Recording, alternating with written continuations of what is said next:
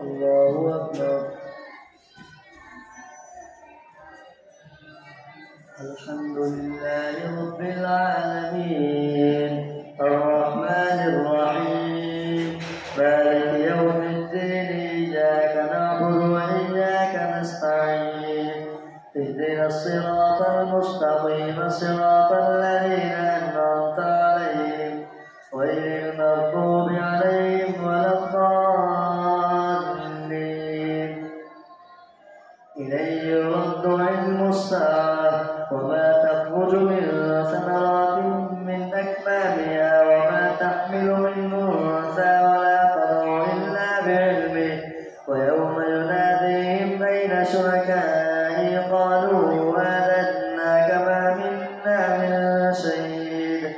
وضل عنهم ما كانوا يدعون من قبل وضلوا ما لهم من محيص.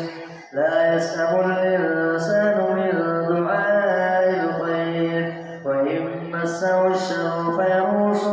قنوط ولئن أذقناه رحمة منا من بعد ضراء مسته ليقولن هذا لي وما أظن الساعة قائمة ولئن رجعت إلى ربي إن لي عنده للحسنى فلننبئن الذين كفروا بما عملوا ولنذيقنهم من عذاب غليظ. وإذا أنعمنا على الإنسان أعرض ونأى بجانبه وإذا مسه الشر فذو دعاء عريض. قل أرأيتم إن كان من عند الله ثم كفرتم به من أضل ممن هو في شقاق بعيد. سنريهم آياتنا في الآفاق وفي أنفسهم حتى يتبين لهم أنه الحق. أولم يكف بربك أنه على كل شيء شهيد. ألا إنهم في مرية من لقاء ربهم ألا إنه بكل شيء محيط. حميم عين سين قاف كذلك يوحي إليك وإلى الذين من قبلك الله العزيز الحكيم له ما في السماوات وما في الأرض وهو العلي العظيم. تكاد السماوات يتفطرن من فوقهن والملائكة يسبحون بحمد ربهم ويستغفرون لمن في الأرض ألا إن الله هو الغفور الرحيم. والذين اتخذوا من دونه أولياء الله حفيظ عليهم وما أنت عليهم بوكيل. وكذلك أوحينا إليك قرآنا عربيا لتنذر أم القرى ومن حولها وتنذر يوم الجمع لا ريب فيه فريق في الجنة وفريق في السعير. ولو شاء الله لجعلهم أمة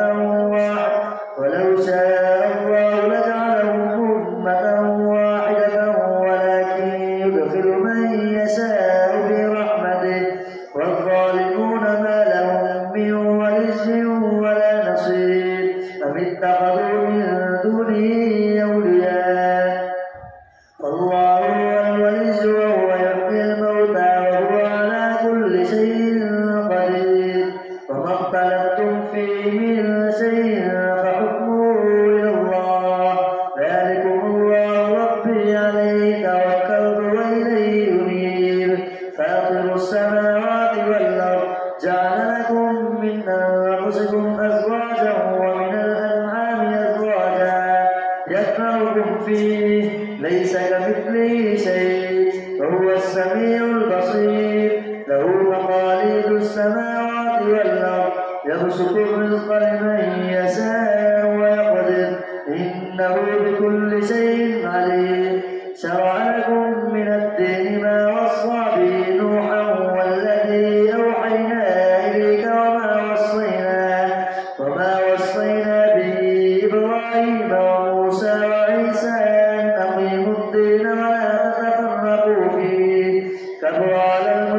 الذين ما تدعون إليه الله يجتبي إليه من يشاء ويهدي إليه من ينيب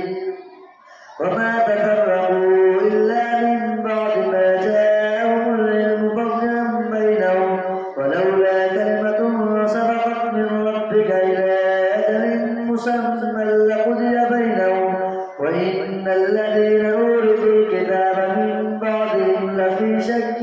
منه مريب فلذلك فادع واستقم كما أمرت ولا تتبع أهواءهم وقل آمنت بما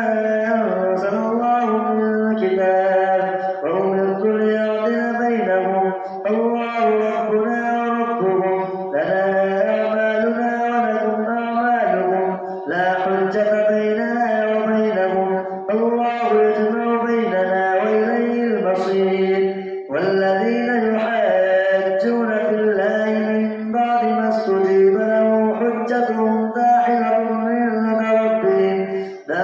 عند ربهم وعليهم غضب ولهم عذاب شديد الله الذي أنزل الكتاب بالحق والميزان وما يدريك لعل الساعة قريب يستعجل بها الذين لا يؤمنون بها والذين آمنوا مشفقون منها ويعلمون أنها الحق ألا إن الذين يمارون في الساعة لفي ضلال بعيد الله لطيف بعباده يرزق من يشاء وهو القوي العزيز من كان يريد حرث الآخرة نزد له في حرثه ومن كان يريد حرث الدنيا نؤتيه منها وما له في الآخرة من نصيب أم لهم شركاء شرعوا لهم من الدين ما لم يأذن به الله ولولا كلمة الفصل لقضي بينهم وإن الظالمين لهم عذاب أليم ترى الظالمين مشفقين مما كسبوا وواقع بهم والذين آمنوا وعملوا الصالحات في روضات الجنات لهم ما يشاءون عند ربهم ذلك هو الفضل الكبير ذلك الذي يبشر الله عباده الذين آمنوا وعملوا الصالحات قل لا أسألكم عليه أجرا إلا المودة في القربى ومن يقترف حسنة نجد له فيها حسنا إن الله غفور شكور أم يقولون افترى على الله كذبا فإن يشاء الله يختم على قلبك ويمحو الله الباطل ويحق الحق بكلماته إنه عليم بذات الصدور وهو الذي يقبل التوبة عن عباده ويعفو عن السيئات ويعلم ما تفعلون ويستجيب الذين آمنوا وعملوا الصالحات ويزيدهم من فضله والكافرون لهم عذاب شديد ولو بسط الله الرزق لعباده لبغوا في الأرض ولكن ينزل بقدر ما يشاء إنه بعباده خبير بصير وهو الذي ينزل الغيث من بعد ما قنطوا وينشر رحمة ربه وهو الولي الحميد ولو بسط الله الرزق لعباده لبغوا في الأرض ولكن ينزل بقدر ما يشاء إنه بعباده خبير بصير وهو الذي ينزل الغيث من بعد ما قنطوا وينشر رحمته وهو الولي الحميد ومن آياته خلق السماوات والأرض وما بث فيهما من دابة وهو على جمعهم إذا يشاء قدير الله أكبر سمع الله لمن حمده الله أكبر الله أكبر الله أكبر الله أكبر الحمد لله رب العالمين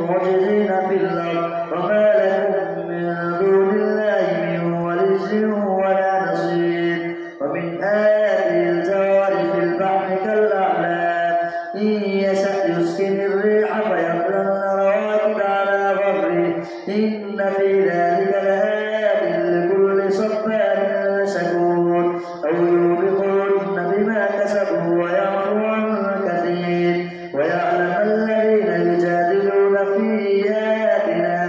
ما لهم من محيص فما أوتيتم من شيء فمتاع الحياة الدنيا وما عند الله خير وأبقى للذين آمنوا وعلى ربهم يتوكلون والذين يجتنبون كبائر الإثم والفواحش وإذا ما غضبوا يغفرون والذين استجابوا لربهم وأقاموا الصلاة وأمرهم شورى بينهم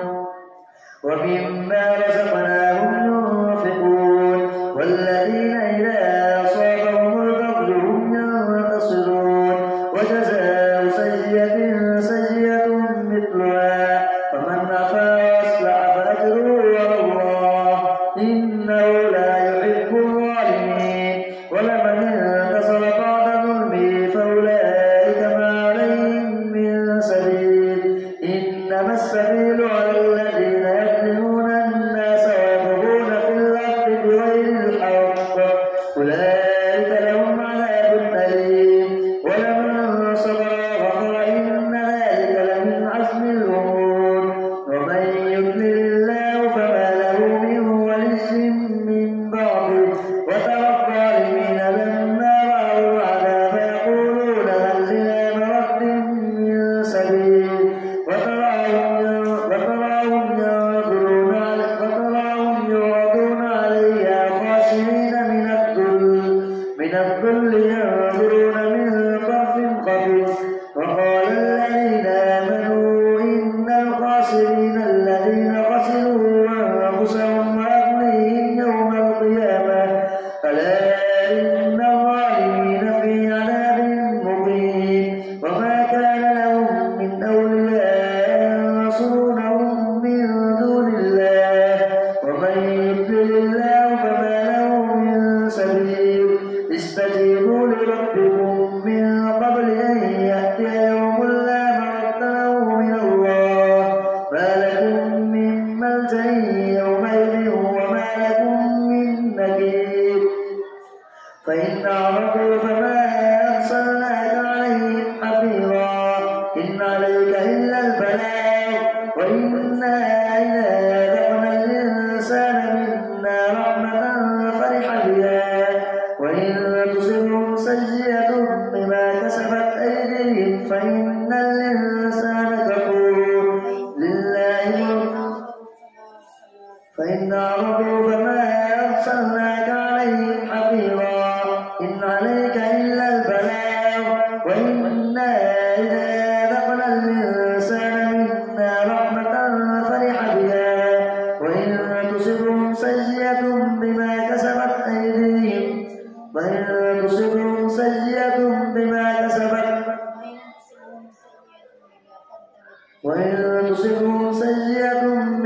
قدمت أيديهم فإن الإنسان كفور لله ملك السماوات والأرض يخلق ما يشاء يهب لمن يشاء إناثا ويهب لمن يشاء الذكور أو يزوجهم ذكرانا وإناثا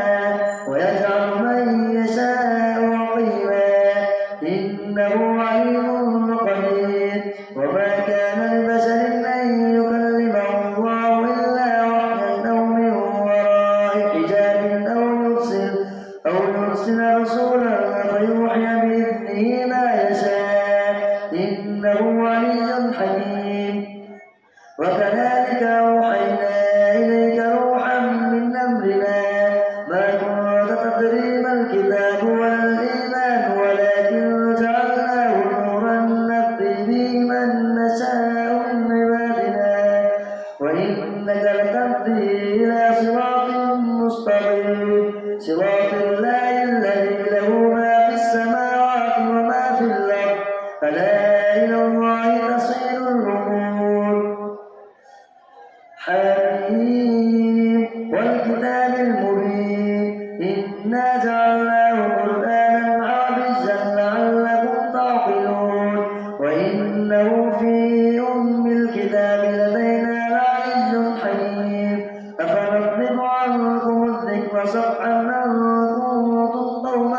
المسلمين وكم أرسلنا من نبي في الأولين وما يأتيهم من نبي إلا كانوا به يستهزئون فأهلكنا أشد منهم بطشا ومضى مثل الأولين ولئن سألتهم من خلق السماوات والأرض ليقولن خلقهن العزيز العليم الذي جعل لكم الأرض فردا وجعل لكم فيها سبلا لعلكم تهتدون والذي نزل من السماء ماء بقدر فأنشأنا به بلدة ميتا كذلك تخرجون والذي خلق الأزواج كلها وجعل لكم من الفلك والأنعام ما تركبون لتستووا على ظهوره ثم تذكروا نعمة ربكم إذا استويتم عليه وتقولوا سبحان الذي سخر لنا هذا وما كنا له مقرنين وإنا إلى ربنا لمنقلبون وجعلوا له من عباده جزءا إن الإنسان لكفور مبين أم اتخذ مما يخلق بنات وأصفاكم بالبنين وإذا بشر أحدهم بما ضرب للرحمن مثلا ظل وجهه مسودا وهو كظيم أومن ينشأ في الحلية وهو في الخصام غير مبين وجعلوا الملائكة الذين هم عباد الرحمن إناثا أشهدوا خلقهم ستكتب شهادتهم ويسألون وقالوا لو شاء الرحمن ما عبدناهم ما لهم بذلك من علم إن هم إلا يخرصون أم آتيناهم كتابا من قبل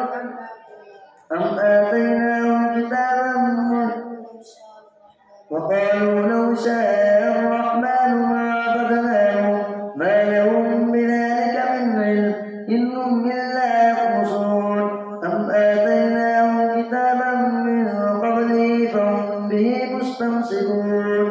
بل قالوا إنا وجدنا آباءنا على أمة وإنا على آثارهم مهتدون وكذلك ما أرسلنا من قبلك في قرية من نذير إلا قال مترفوها إنا وجدنا آباءنا على أمة وإنا على آثارهم مقتدون قال أولو جئتكم بأهدى مما وجدتم عليه آباءكم قالوا إنا بما أرسلتم به كافرون فانتقمنا منهم فانظر كيف كان